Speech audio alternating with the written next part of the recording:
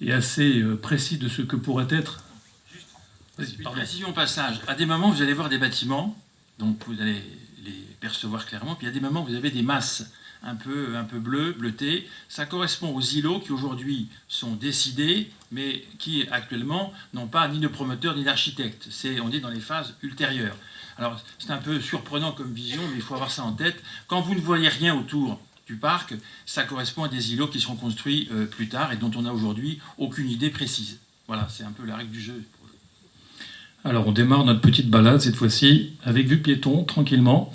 Alors en fait, si vous voulez, la proposition qui est faite avec, encore une fois, cette nouvelle histoire qu'on veut raconter pour le parc, eh bien c'est l'idée d'en faire un arboretum.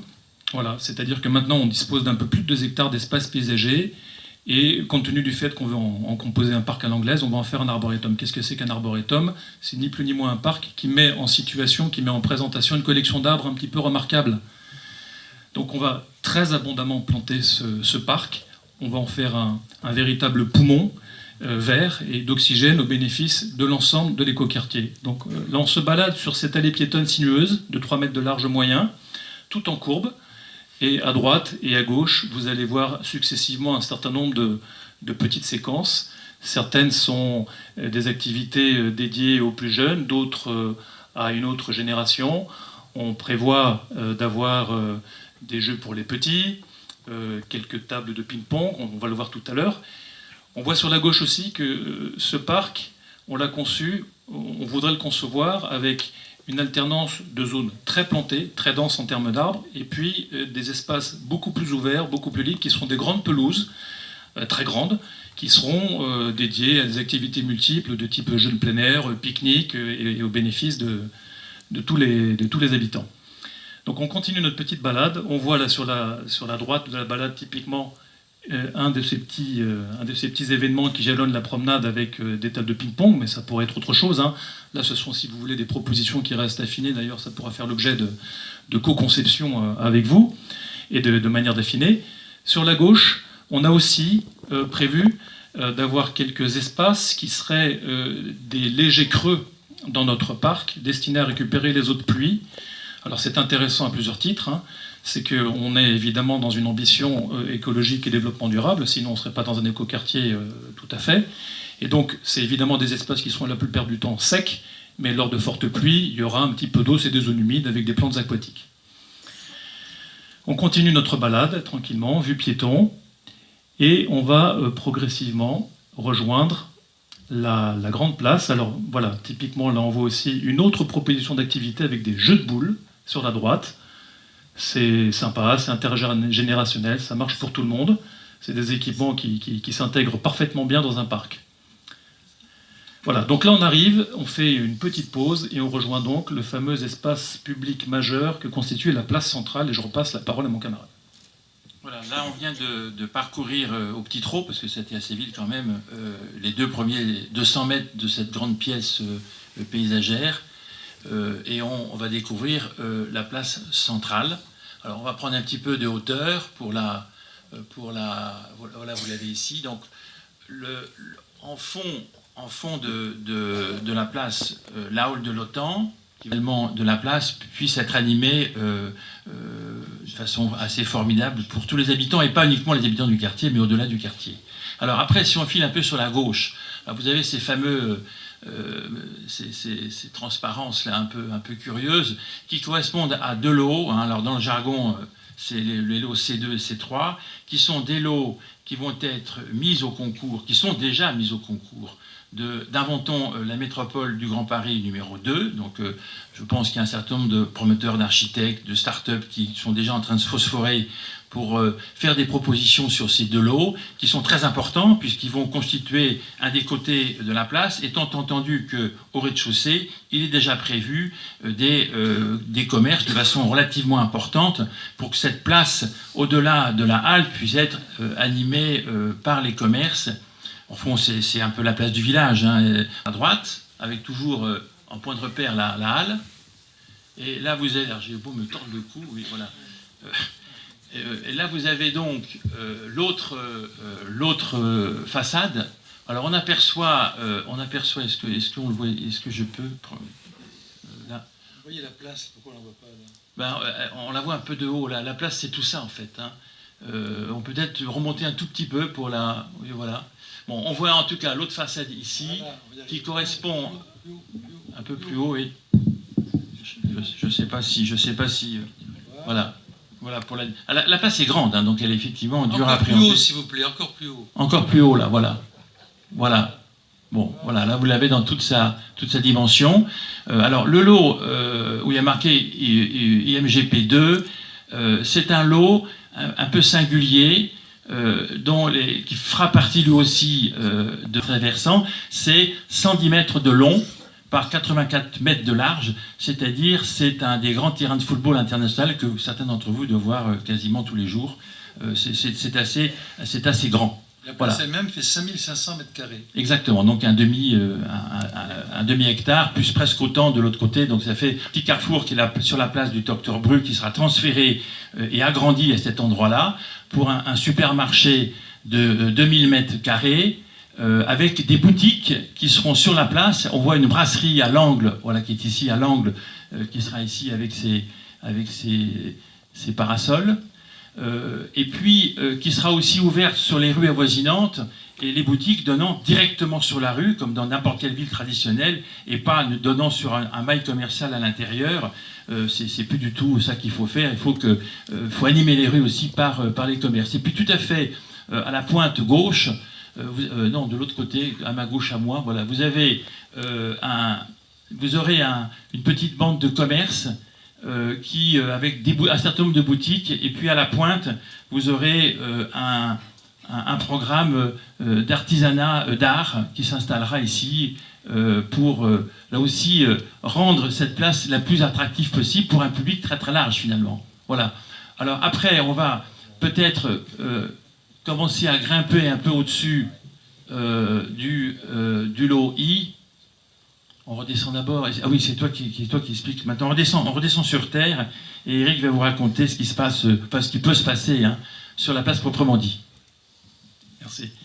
Donc effectivement, cette place, je pense que ça n'a échappé à personne, mais enfin en tout cas, on parle bien d'un espace exclusivement piétonnier entre la place et le parc traversant. Donc je ne sais pas si tout le monde a ça à l'esprit, mais quand on fait l'addition du parc traversant et de la place, on est sur plus de 2,5 hectares d'espace piéton, paysager, espace public extrêmement qualitatif. Alors, sur cette place, ce qu'on a imaginé à ce stade, compte tenu de sa dimension, de son échelle, c'était de faire en sorte qu'elle puisse être à la fois un lieu d'accueil possible d'événements divers, et puis qu'on crée les conditions d'une fontaine sèche. Ça ne peut pas être sec. En fait, c'est ça, une fontaine sèche, c'est des jets qui sortent du sol, avec une animation... Voilà, donc on est sur vaste espace public, un petit peu planté quand même, parce que on a en fait des arbres partout sur cet écoquartier. On cherche à amener du végétal un petit peu partout. Les arbres ont le grand intérêt d'amener un petit peu d'ombre quand il fait trop chaud sur des espaces qui soient un petit peu secs, comme l'est une place publique. Et tout le reste, Laurent l'a très bien décrit. Donc on peut reprendre notre petite balade. Une chose que je voulais souligner aussi, c'est que sur cette idée d'arboretum, on est aujourd'hui, pour vous donner des chiffres, sur un ordre de grandeur de plus de 350 arbres plantés. Donc c'est pour vous donner l'idée qu'on est sur un parc avec des dimensions et des arbres de très haute tige qu'on ira choisir en pépinière. C'est un arboretum avec une collection d'arbres. Donc tout ça va émerger de cet écoquartier, et on va faire en sorte que ce soit à la hauteur et totalement en cohérence avec ces images qui vous sont présentées. Alors, on continue notre petite balade, et je vais repasser la parole à Laurent, puisqu'on longe le lot I. Alors, le lot I, il ne va pas sortir de terre tout seul. C'est un programme de 190 logements, donc de 5000 m² de commerce, dont la pièce maîtresse, c'est évidemment le supermarché Carrefour. Il sera construit par donc, le promoteur ICAD, et conçu par l'architecte Pierre Douer, qui peut-être est là dans la salle. Donc c'est un programme important que vous redécouvrez ici. Là, on est vraiment au ras du sol. À gauche, là, c'est vraiment l'entrée du carrefour, et à droite, là-bas, c'est la sortie. Voilà. Il faut aussi imaginer, ce qui ne figure pas sur ce plan, qu'en dessous, il y a un parking public de 400 places, comme l'indiquait Monsieur le maire, et qu'il y aura à un moment donné une émergence qui sortira pour que les gens puissent du parking sortir directement face à la sortie, à l'entrée plutôt du carrefour. Alors là, on prend un petit peu de hauteur, on se retrouve sur le toit finalement du magasin Carrefour, toit qui sera aménagé de façon sympa, peut-être avec un potager, mais il y aura aussi des terrasses qui seront privées pour que les gens qui habitent au rez-de-chaussée, enfin au rez-de-jardin, puissent bénéficier, on les voit, on les devine un petit peu, qu'ils puissent bénéficier d'un petit jardin privatif. Voilà, la serre. Oui, là, on va être là. Voilà, la serre, peut-être qu'on peut la revoir là tout de suite. Voilà. Alors la serre, c'est une serre de production agricole, alors modeste, on ne va pas faire des centaines de tonnes par an, mais qui serait vraisemblablement construite par Carrefour, et on peut imaginer que le magasin Carrefour puisse vendre tout simplement sur un petit étal singulier, particulier, les tomates et les salades qui seront produites sur le toit de l'immeuble. Voilà. Donc c'est une idée qui est sérieuse, qu'il faut encore approfondir, mais qui est vraiment programmée. Alors là, vous allez voir quelques images. Alors de temps en temps, vous vous baladez comme ça, de façon un peu virtuelle. De temps en temps, vous avez des arrêts sur image qui correspondent aux perspectives qui ont été réalisées par les architectes. Il y en a toujours 2 ou 3. Voilà, donc là, il y en a, là vous avez une vue du cœur d'îlot un peu différente. Vous avez en premier plan, vous retrouvez la serre et le jardin suspendu. Une autre image où là, vous avez... Alors là, on change complètement d'endroit. On est sur la rue des Bons Raisins.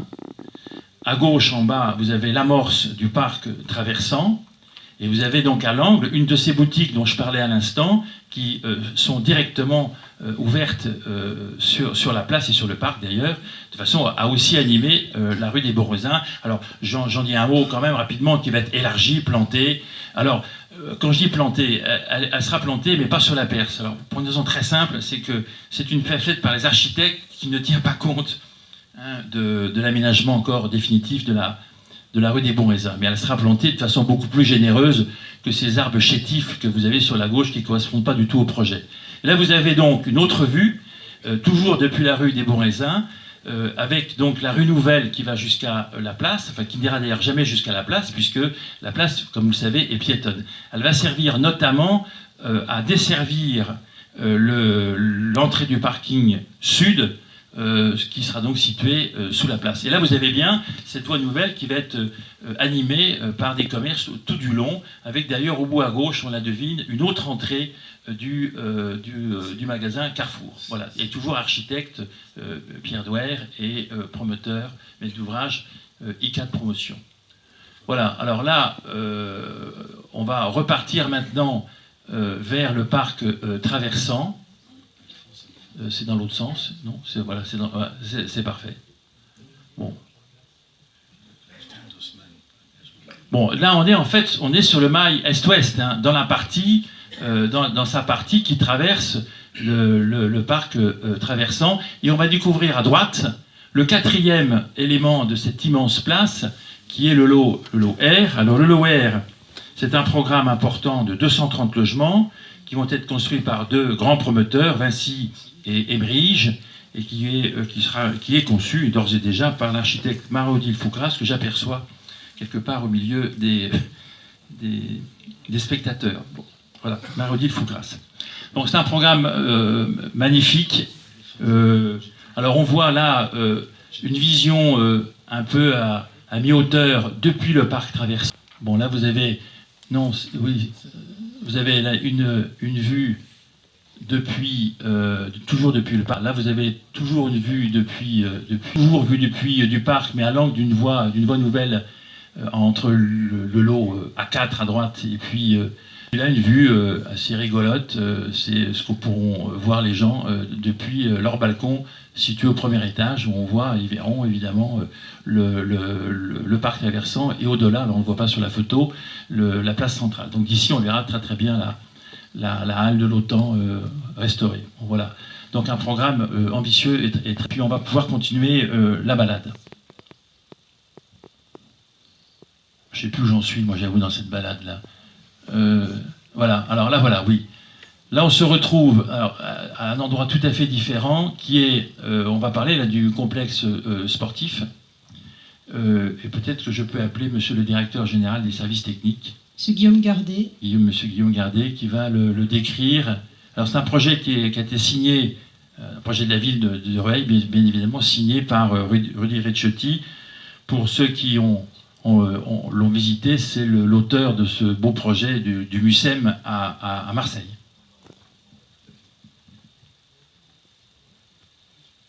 Là, on s'est gardé. Allez. Là, on m'entend pas, je sais pas. Ah, si, voilà. Si, ouais. Non, merci.